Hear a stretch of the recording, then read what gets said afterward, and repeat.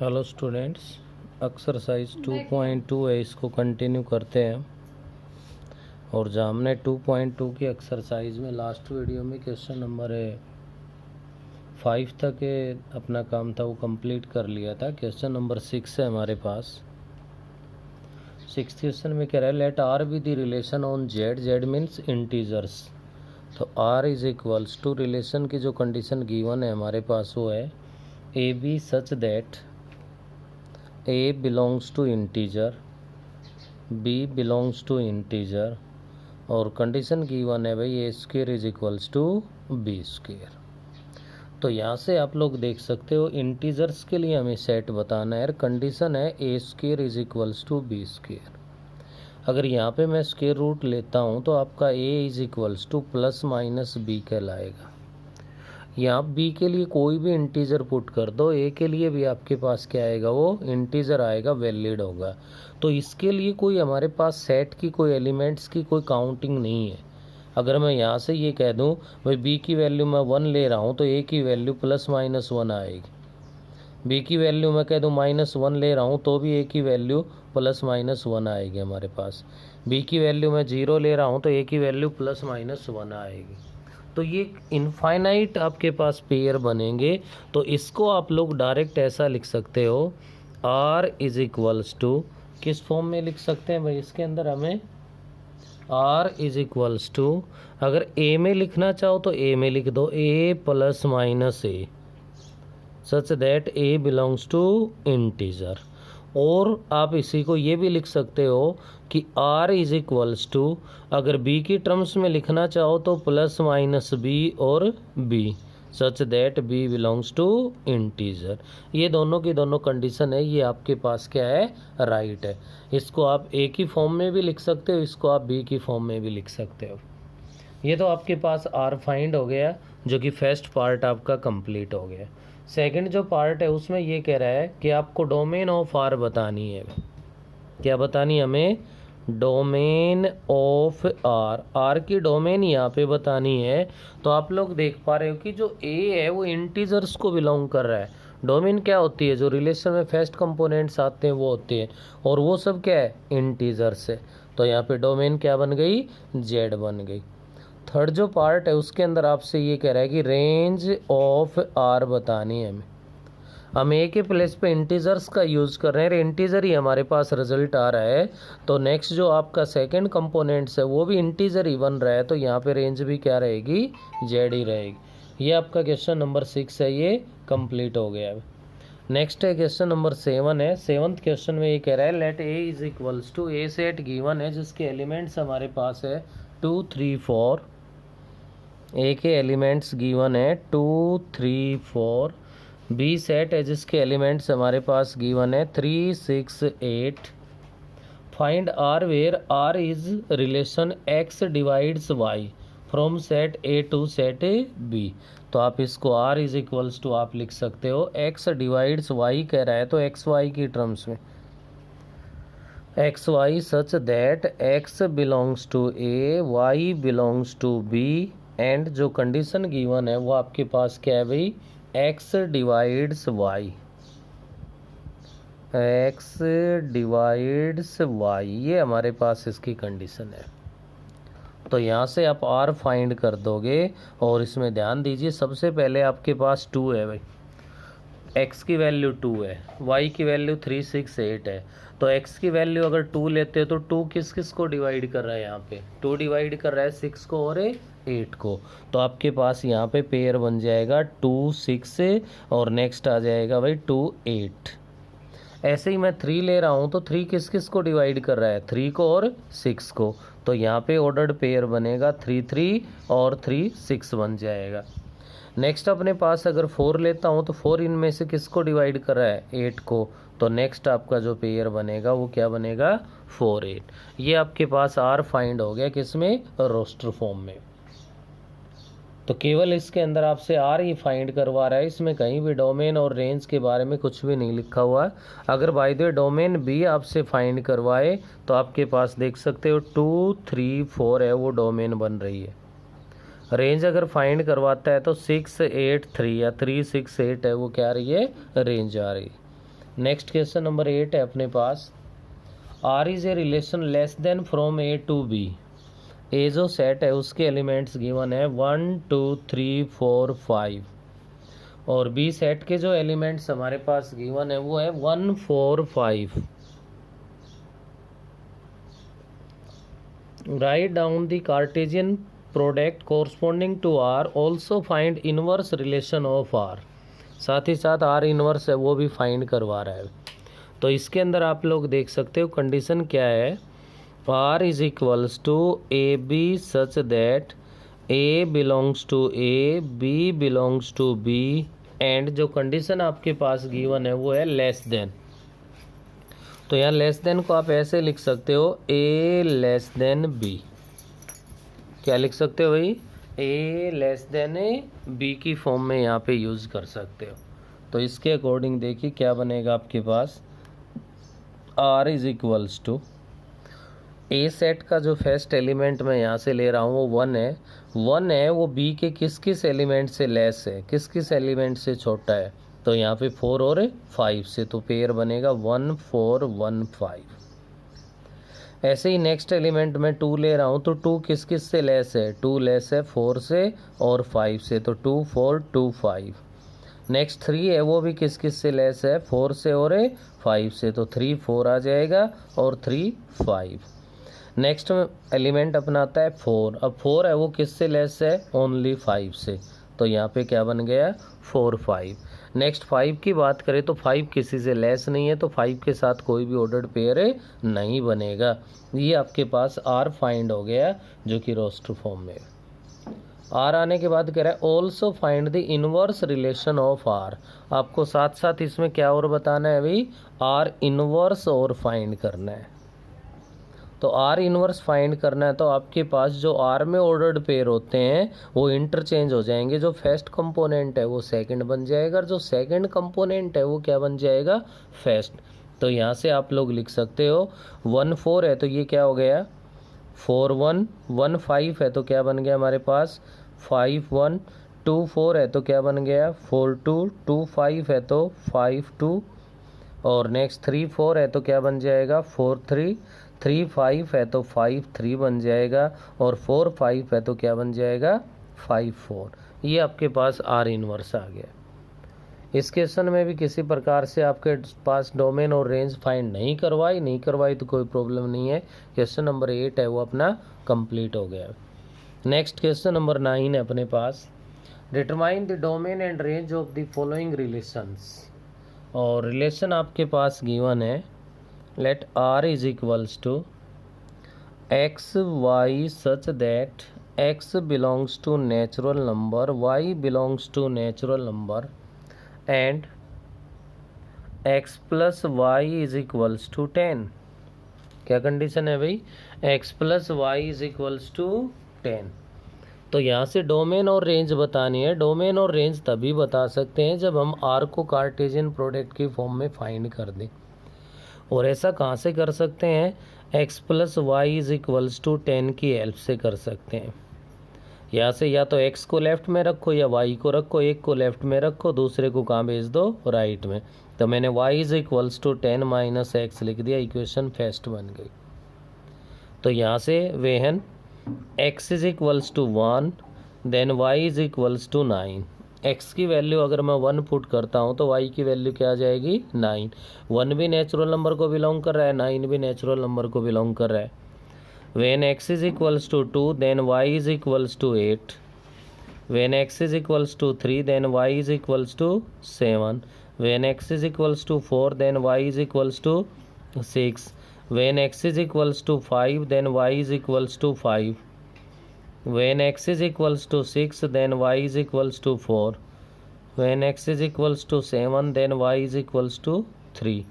Next, when x is equals to 8 then y is equals to 2.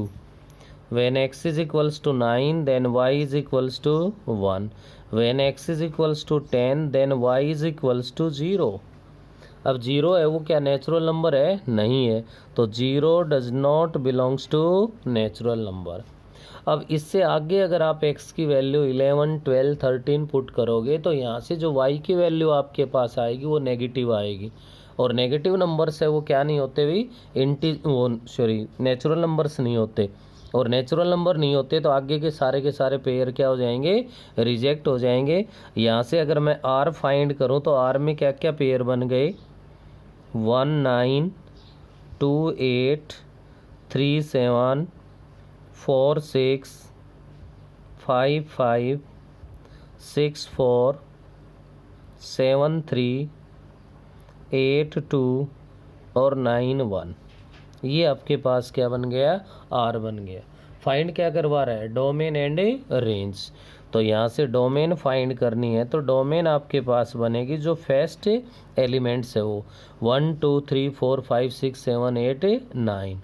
तो 1 2 3 4 5 6 7 8 9 ये बन गई डोमेन। नेक्स्ट हमें यहाँ पे बतानी है रेंज। तो रेंज क्या होती है, कार्टेशियन प्रोडक्ट में जो भी आर आपका आ रहा है उसके सेकंड कंपोनेंट्स में क्या क्या है, 9 8 7 6 5 4 3 2 1। इसको भी अगर आप 1 to 9 की टर्म में लिखना चाहो तो भी लिख सकते हो। तो ये आपका क्वेश्चन नंबर 9 है जो कि डोमेन और रेंज फाइंड करवा रहा है। डोमेन और रेंज तभी आएगी जब हम आर को रोस्टर फॉर्म में फाइंड कर देंगे। ऐसे ही अब इसका सेकंड पार्ट है हमारे पास क्वेश्चन नंबर 9 का।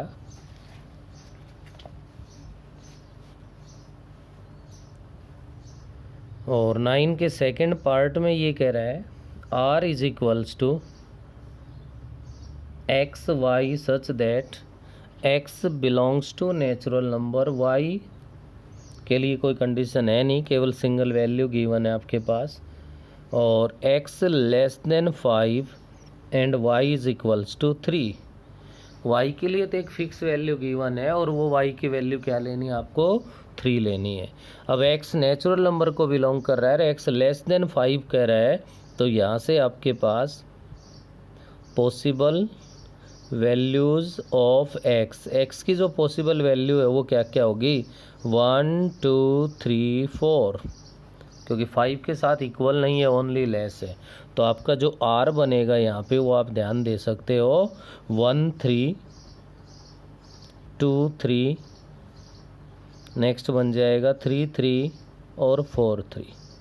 केवल x की वैल्यू चेंज होगी अपने पास, y की वैल्यू वो फिक्स है, वो केवल क्या रहेगी, 3 रहेगी। तो यहाँ से आपको इसकी डोमेन बतानी है। तो डोमेन तो जो फर्स्ट कंपोनेंट्स है, फर्स्ट कंपोनेंट्स आ गए 1 2 3 4। नेक्स्ट आपको रेंज बतानी है। रेंज पे जो सेकंड कंपोनेंट पे तो केवल 3 है, वो फिक्स है, तो ओनली 3 है, वो आपके पास क्या आ जाएगी, रेंज आ जाएगी। नेक्स्ट अपना क्वेश्चन नंबर 10th क्वेश्चन में ये कह रहा है A relation R is defined on set of integers as follow. तो यहाँ पर आप लिख सकते हो R is equals to X Y such that X belongs to integer, y belongs to integer if and only if x square plus y square is equals to 25। क्या condition given है भाई, x square is equal plus y square is equals to 25। आगे कह रहा है express r and r inverse as the set of ordered pairs and hence find their respective domains। R भी find करवा रहा है और उसके साथ साथ ही आर इन्वर्स है वो भी फाइंड करवा रहा है, और साथ ही साथ ये कह रहा है कि आर और आर इन्वर्स की आपको डोमेन भी बतानी है। तो इसके लिए ध्यान दीजिए, कंडीशन गिवन है अपने पास X square plus Y square is equals to 25। तो Y square is equals to 25 minus X square, taking square root on both side. तो आपके पास यहाँ से बन जाएगा y is equals to plus minus under root 25 minus X square, ये equation बन गई। तो यहाँ पे एक x और y है वो बिलोंग कर रहे हैं इंटीजर्स को। तो इंटीजर्स के लिए हम लोग इसमें पुट करेंगे, तो सबसे पहले यहाँ रखेंगे when x is equals to 0। x को अगर मैं 0 पुट कर दूँ तो then y is equals to, आप चेक कर सकते हो, plus minus under root 25 minus X square. X की वैल्यू यहाँ पे 0 यूज़ की जा रही है, तो ये बन गया 0 का स्क्वायर है वो 0 बन जाएगा, और √25 अगर हम यहाँ से लेंगे तो ये अपने पास बन गया भाई क्या, ±5। तो जो भी रिजल्ट आया वो किसको बिलोंग कर रहा है, इंटीजर्स को। तो क्लियर है कि x की वैल्यू 0 भी इंटीजर है और ±5 भी इंटीजर है, ये तो वैलिड है। नेक्स्ट आप लोगे यहाँ से, when x is equals to 1 then y is equals to ±√25 -1 का स्क्वायर 1 हो गया, तो ये बन गया आपका ±√24। अब 24 है वो तो किसी का परफेक्ट स्क्वायर नहीं है, परफेक्ट स्क्वायर नहीं है तो क्या लिख दोगे, नॉट बिलोंग्स टू इंटीजर, तो ये रिजेक्ट हो जाएगा। when x is equals to 2 then y is equals to ±√25 -2 का स्क्वायर 4 ±√21 बन गया, और ये भी किसको बिलोंग नहीं कर रहा, इंटीजर्स को, ये भी रिजेक्ट हो जाएगा। नेक्स्ट आप लोग यहाँ से when x is equals to 3 then y is equals to ±√25 -9, क्योंकि 3 का स्क्वायर लोगे तो 9 हो गया, ये इक्वल बन जाएगा ±√16। अब 16 का तो स्क्वायर रूट क्या हो गया, 4 हो गया, तो ये ±4 आ गया, +-4 है वो किसको बिलोंग कर रहा है, इंटीजर्स को, तो ये अपने पास क्या होगा, वैलिड होगा भाई। ऐसे ही नेक्स्ट के लिए अगर यहाँ पे हम काम करें तो when x is equals to 4 then y is equals to, x की वैल्यू अगर 4 है तो यहाँ से y की वैल्यू बनेगी ±√25 -16 इज इक्वल्स टू ±√9। अब 9 का स्क्वायर रूट तो 3 हो गया, तो +-3 है वो किसको बिलोंग कर रहा है, इंटीजर्स को। ऐसे ही नेक्स्ट अगर मैं यहाँ से रखूँ when x is equals to 5 then y is equals to, y क्या बनेगा हमारे पास, ±√25 -25 इज इक्वल्स टू ±√0, जो कि 0 कहलाएगा, बिलोंग कर रहा है किसको, इंटीजर्स को। इससे आगे अगर आप कोई भी वैल्यू रखते हो, x इज इक्वल्स टू 6 लेते हो तो y बनेगा ±√25 -36 ±√-11। तो आप देख पा रहे हो कि रूट के अंदर नेगेटिव आ गया, रूट में नेगेटिव आ गया तो रियल भी नहीं रहा, इमेजिनरी बन गया, तो नॉट बिलोंग्स टू इंटीजर। इससे आगे कोई भी वैल्यू रख लेना, आपका रिजल्ट क्या आना है, नेगेटिव वाला है। लेकिन इसके साथ साथ एक बात का और ध्यान रखें, हम जो x की वैल्यू 1 2 3 4 5 6 से पुट कर रहे थे, अगर इनके साथ साथ माइनस की वैल्यूज़ को भी और पुट कर लें, क्योंकि -1 लेंगे तो भी स्क्वायर करेंगे तो प्लस का 1 ही तो बनेगा, माइनस का 2 लेंगे स्क्वायर करेंगे तो प्लस का 4 ही तो बनेगा हमारे पास। तो इसके लिए अच्छा ये रहेगा कि इतना ही यही स्टेप हमारा फिर से बच जाएगा। आप इन्हीं के साथ साथ जब इनको पुट करो उसी समय यहाँ पे लिख दो +-1, क्या लिख दो भाई, +-1, इसमें आप लिख दो +-2, इसमें आप लिख दो +-3। क्यों, क्योंकि इनका स्क्वायर भी तो वही बनेगा, हमें दोबारा से इस पे काम करने की ज़रूरत नहीं पड़ेगी। ऐसे ही इस पे लिख दो +-4 +-5 या +-6। तो आगे आप +-7 8 +-7 +-8 +-9 अगर ये पुट करते जाओगे, आपके पास रूट के अंदर क्या आएगा, नेगेटिव आएगा, और रूट में नेगेटिव आएगा तो वो किसको बिलोंग करेगा भाई, इंटीजर्स को बिलोंग करेगा, नहीं करेगा। तो आपके पास ये क्या हो जाएगा, रिजेक्ट हो जाएगा। और अपने पास यहाँ से अब ध्यान दीजिए कि आर के अंदर क्या क्या फाइंड हो गया। सबसे पहले जो वैलिड आए अपने पास 1 2 3 4, ये रिजल्ट्स वैलिड है। तो इनसे क्या क्या कितने ऑल पॉसिबल पेयर्स जो बनेंगे वो लिखने हैं। x की वैल्यू 0 है तो y की वैल्यू +-5 है, तो 0 के साथ +5 भी आएगा और 0 के साथ -5 भी आएगा। ऐसे ही नेक्स्ट वैलिड हुआ है 3 से, अगर आप +3 लेते हो तो उसके साथ +4 भी आएगा और +3 के साथ -4 भी आएगा। नेक्स्ट यहीं से -3 लेंगे तो भी +4 आएगा और -3 के साथ -4 भी आएगा। अगला आप ले रहे हो कि -4 या +4, +4 के साथ रिजल्ट आया 3, तो +3 भी आएगा और 4 के साथ -3 भी आएगा। नेक्स्ट आप माइनस का 4 ले रहे तो उसके साथ प्लस का 3 भी आएगा और -4 के साथ माइनस का 3 भी आएगा। ऐसे ही नेक्स्ट आपका ±5 है, लेकिन रिजल्ट 0 आ रहा है तो 5 के साथ भी 0 और -5 के साथ भी 0। ये आपके पास R फाइंड हो गया। अब तक जितने भी क्वेश्चन इस एक्सरसाइज में किए थे उनमें सबसे थोड़ा सा लेंथी और सोचने के लायक क्वेश्चन है। R के साथ ये कह रहा है कि आपको R इन्वर्स भी बताना है। R इन्वर्स बताना है तो 0 5 है तो 5 0 बन गया, 0 -5 है तो -5 0 बन गया, 3 4 है तो नेक्स्ट आपका 4 3 बन गया, नेक्स्ट -4 3 बन गया, नेक्स्ट 4 -3 बन जाएगा और नेक्स्ट -4 -3 बन जाएगा। ऐसे ही नेक्स्ट पे मैं लिख रहा हूँ तो 3 4 बन गया, -3 4 बन जाएगा, 3 -4 बन जाएगा, -3 -4 बनेगा, 0 5 बन जाएगा और 0 -5 आ जाएगा। ये आपके पास R इन्वर्स फाइंड हो गया। नेक्स्ट आपसे कह रहा है कि इनकी रेस्पेक्टिव डोमेन बतानी है। तो डोमेन ऑफ R की बात करूँ तो फर्स्ट कंपोनेंट्स में ध्यान दीजिए क्या है भाई, 0 है, 0 के बाद 3 है, फिर माइनस का 3 है, नेक्स्ट हमारे पास 4 है, माइनस का 4 है, नेक्स्ट आगे हम बढ़ते हैं तो हमारे पास क्या रहा है भाई 5 है और माइनस का 5। ये इसकी डोमेन बन गई। इसी को एक ऑर्डर में लिखना चाहो तो आप ऐसा लिख सकते हो -4 -5 -4 -3 0 3 4 और 5, ऐसा भी लिख सकते हो।